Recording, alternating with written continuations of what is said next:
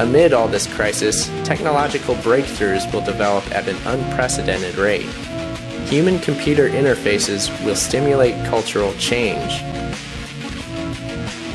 By 2035, an implantable information chip could be developed and wired directly to the user's brain.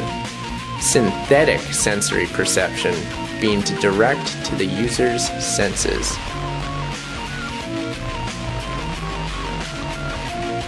It is likely that the majority of the global population will find it difficult to turn the outside world off.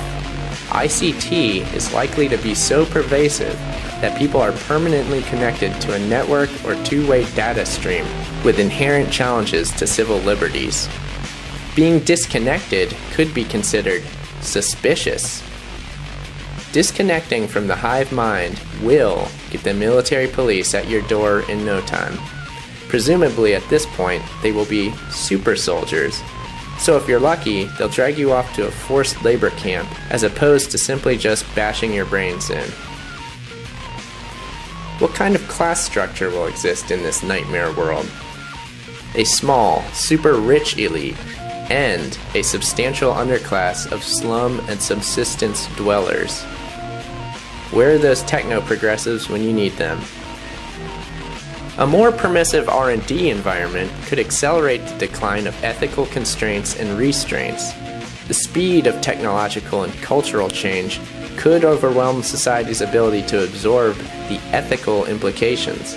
The nearest approximation to an ethical framework could become a form of secular utilitarianism in an otherwise amoral scientific culture. The ultimate form of social Darwinism will be welcomed at long last. Galden's religion will reign supreme as the younger generations make eugenics a normal part of their life. Declining youth populations in Western societies could become increasingly dissatisfied with their economically burdensome baby boomer elders. This could lead to a civic renaissance with strict penalties for those failing to fulfill their social obligations. It might also open the way to policies which permit euthanasia as a means to reduce the burden of care for the elderly. Julian Huxley couldn't have said it better himself, but let's not forget Julian's brother, Aldous Huxley, author of Doors of Perception and A Brave New World. In 1962, he gave a lecture at the UC Berkeley, in which he clearly laid out the vision of this planned future society.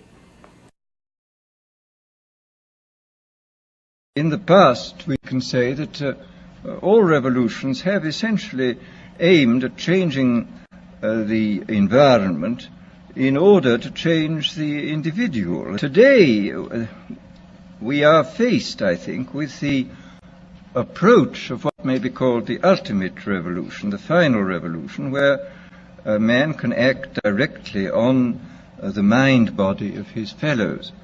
The nature of the ultimate revolution with which we are now faced is precisely this, that we are in process of developing a whole series of techniques which will enable the controlling oligarchy, who have always existed and presumably always will exist, to get people actually to love their servitude. This is seems to me the ultimate in malevolent revolution, shall we say.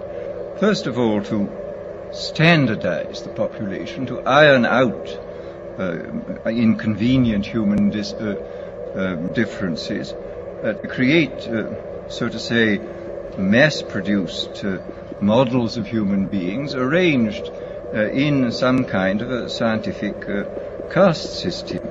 A number of the predictions which were purely fantastic when I made them 30 years ago have come true or seem in process of coming true, not through terror, but through making life seem much more enjoyable than it normally does.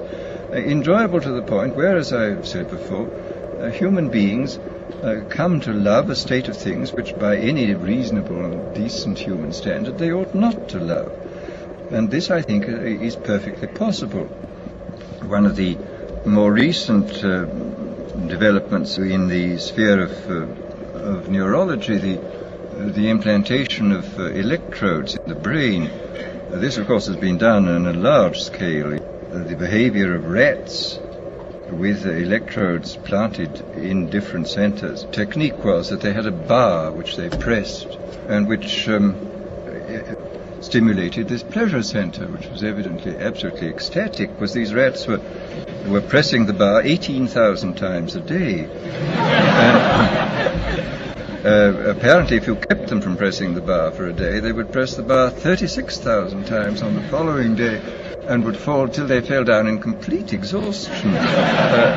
And they would neither eat nor be interested in the opposite sex and would just go on pressing this bar. In the few cases in which this has been done with very sick human beings, the effects are evidently very remarkable. These people were suffering from the uncontrollable depression, and they'd had the electrodes inserted into something resembling, evidently, the pleasure center of the rat.